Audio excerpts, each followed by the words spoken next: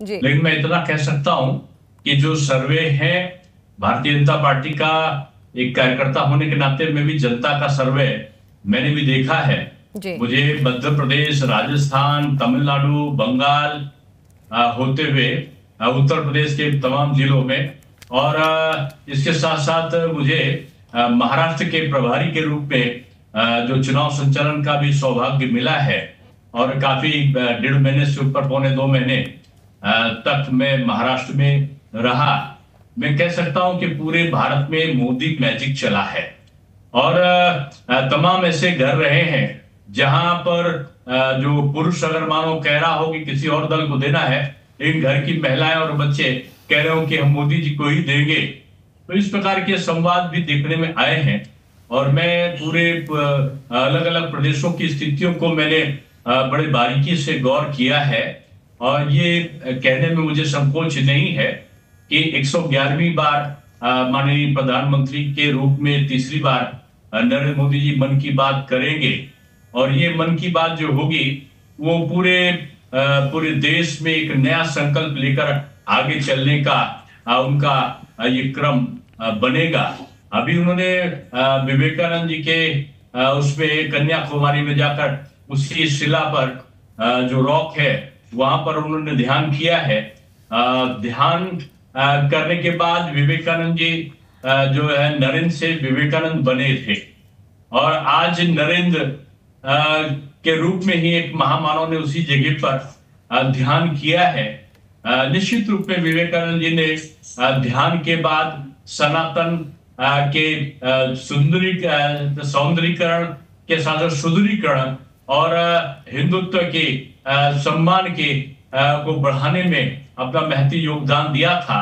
वही प्रधानमंत्री जी नरेंद्र मोदी के रूप में भी उन्होंने न केवल सनातन संस्कृत, भारतीय संस्कृत का अनुरक्षण का संकल्प, राम मंदिर का निर्माण करा के, जो काशी विस्तार कॉरिडोर करके और तमाम प्रकल्पों को करके उन्होंने किया है।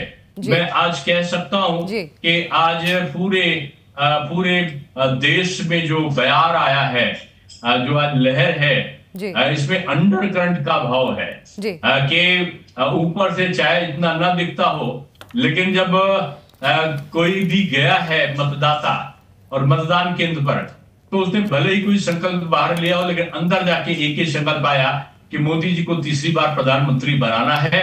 और इसलिए उन्होंने कुछ जगहों पर ऐसा भी देखने में आया कि उनकी सहमति चाहे स्थानीय लोगों से कम रही हो, लेकिन फिर भी उन्होंने भाजपा को वोट दिया है। दिनेश जी, माफ करेगा बीच में आपको रोक रही हूँ, लेकिन चुनाव का ट्रेंड सुखद संदेश लाएगा। जी माफ करेगा, बीच में मैं आपको रोक रही हूँ, लेकिन यहाँ पर जो चर्चा हो रही थी वो क्राइम रिकॉर्ड अगेंस्ट विमेन की बात हो रही थी।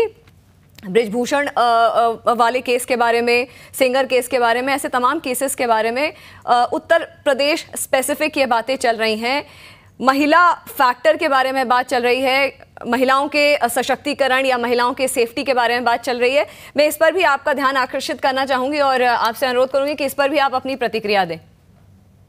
मैं इसके बारे में यही कहूंगा कि विपक्ष के द्वारा इन तीनों चर्चाओं का काफी प्रचार किया गया, महिला पहलवानों के संदर्भ में भी, और उन्नाव का केस तो माननीय न्यायालय में है, उस पर टिप्पणी पर या चर्चा भी नहीं करनी चाहिए ऐसा मुझे लगता है, क्योंकि वो न्यायालय में लंबित है, और जो भी दोषी या जो भी आरोपित था वो आज जेल में है। चर्चा नहीं करनी चाहिए। और दूसरे जो ब्रिजभूषण जी का जहां तक का सवाल है, वो भी केस आज माननीय न्यायालय में है। न्यायालय जो निर्णय देगा उस निर्णय के अनुसार काम होगा।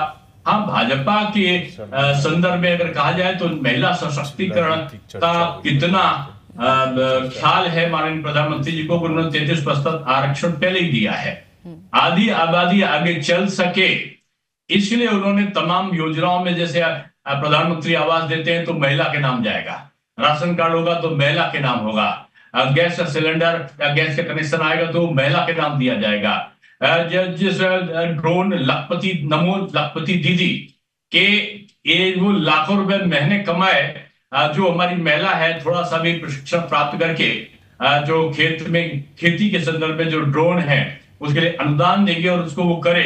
और उसी प्रकार से उन्होंने सोलर लाइट का भी जो सिस्टम किया उसमें भी महिलाओं को प्रश्रय दिया है, विशेष सब्सिडी का ऐलान किया है। यानी प्रधानमंत्री की नजर एक तरीके से जो बीजेपी का एजेंडा है कि महिला सशक्तिकरण हो और जातिवाद से ऊपर उठकर, चाहे किसी जाति और धर्म का हो। आपने देखा होगा कि ट्रिपल तलाक था, तमाम विरोध के बावजूद कि हमारा वोट का नुकसान हो सकता है, फिर भी प्रधानमंत्री जी ने उसको, जो बीजेपी के का संकल्प था कि ट्रिपल तलाक समाप्त करेंगे, कानून लाया, उसको हमने कानून का दायरा दिया। जो भी मैं कह सकता हूं कि सरकारी नौकरियों से लेकर और तमाम प्रकार के एंटरप्रेन्योर्स के लिए जो लोन की सुविधाएं हैं, उनमें भी तमाम प्रकार के सुविधाएं और प्रायोरिटीज महिलाओं को दी गई है। इस रजिस्ट्री कराओ मकान का, तो रजिस्ट्री में भी छूट महिलाओं के नाम पर दी गई है।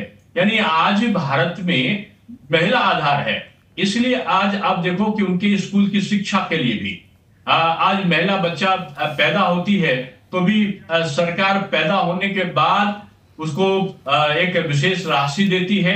बड़ी हुई तो उसकी मुफ्त की पढ़ाई कराती है, उसके बड़ी हुई तो उसके विवाह कराती है, और उसके बाद विवाह के बाद भी आगे की सर्विस से लेकर तमाम चीजों में प्राथमिकता देती है। यानी नारी शक्ति जो अभी तक आधी आबादी खाली बैठी हुई थी, आज मोदी जी के राज में उसका शुरुआत हुआ है।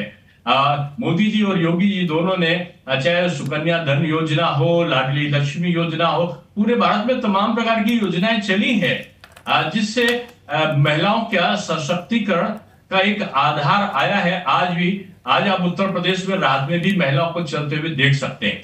मैं कुछ अपवाद स्वरूप घटनाओं का उल्लेख नहीं करना चाहूंगा, इतना बड़ा प्रदेश है, कुछ अगर घटनाएं घटी हैं तो कठोर दंड के पात्र भी लोग बने हैं। और उत्तर प्रदेश में भी और खासतौर से पूरे भारतवर्ष में जो नारी की प्राथमिकता है वो प्रधानमंत्री के जेहन में है।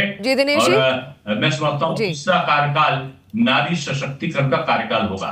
जी दिनेश जी, आपका बहुत बहुत धन्यवाद हमारे साथ जुड़ने के लिए।